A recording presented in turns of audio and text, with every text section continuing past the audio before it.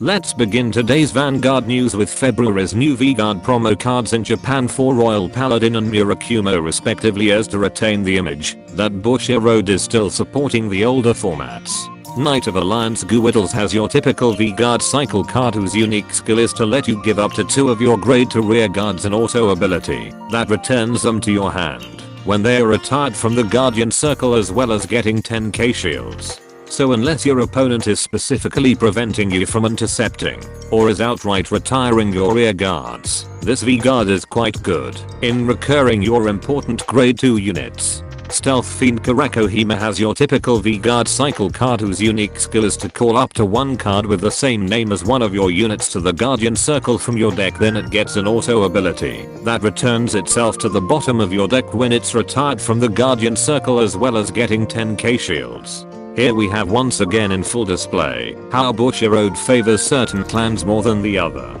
Compared to what Royal Paladin got, this is just an outright discount version.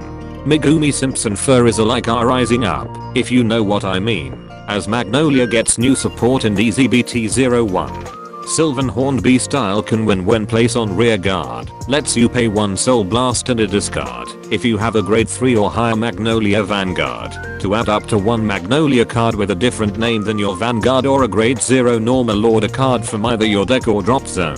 So either Bushiroad wants players to run Magnolia Elder and Wild Intelligence, or I'm reading into this too deep, because the first reason should have suffice. Sylvan Horned Beast Banaspati when placed on rear guard that isn't on the battle phase lets you pay 1 counter and Soul Blast to call a grade 3 or lower card with a different name than your Vanguard per every 2 grades of your Sylvan Horned Beast Vanguard from your drop zone. And while on rear guard, it gets 5k power for every 2 grades of your Sylvan Horned Beast Vanguard when it attacks.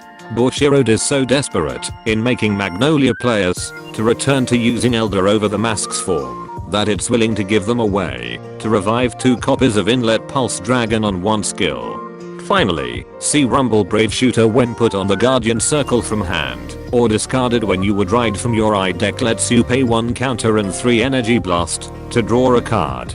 And when he's placed on rear guard, you can pay 1 counter and 3 Energy Blast if you Persona Road this turn to add either a grade 2 or lower normal unit card with a different name than this unit, but isn't a Sentinel or an order card from your drop zone. Then discard a card.